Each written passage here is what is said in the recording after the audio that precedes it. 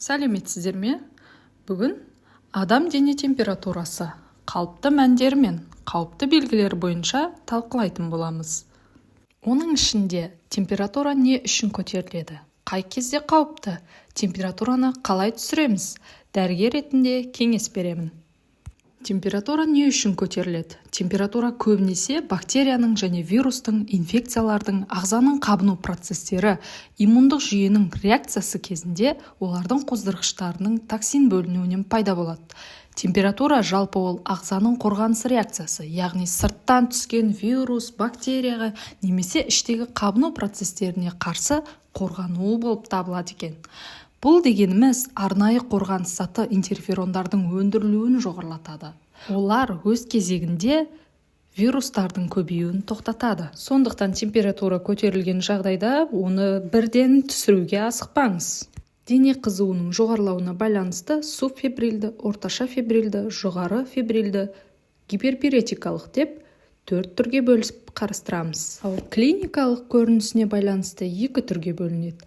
Ақ белая лихорадка, қызғылт розовая лихорадка. Ақ белая лихорадка. Бұл кезде науқаста терісі сұр түсті, құрғақ, аяқ-қолы суық, жүрек соғуы жылдам. Бұл кезде науқасты жылы киіндіріп, аяғына ыстық грелке қойып, жылы су береміз. Қызғылт розовая лихорадка. Бұл кезде науқаста тері түсі қызғылт, ылғалды, ұстағанда аяқ-қолы жылы болады. Ақ лихорадка кезінде науқаста түршігу, қалтырау белгілері көрінген кезінде науқасты жылы киіндіріп, қызыл лихорадкаға ауыстырып аламыз. Сосын барып температурасын түсіреміз. Температура кезінде жіберілетін қателіктер: ыстық орау, яғни температура 37-ден жоғарылағаннан кейін организм ылғалданып көп көлемде сыртқа тер бөледі. Осының нәтижесінде денедегі ыстықты сыртқа шығарып, сырттағы салқын ішке қабылдайды.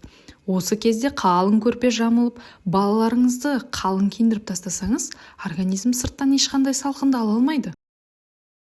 Содан температура ары қарай 38 градустан жоғарылайды. 38 градустан жоғарылаған кезде өзін салқындату жүйесінен организм айырылады. Сөйтіп, тері құрғап, барлық ыстық ішке қарай бағытталады. Науқастардың тағы бір қателігі көп дәрі ішу. Дәрілер 30-60 минут өткен соң ғана әсер етеді. Сондықтан 10-15 минуттан кейін өлшеп түспеген болса, қайта дәрі берместен бұрын 30-60 минут өткенін шыдаммен күтіңіз.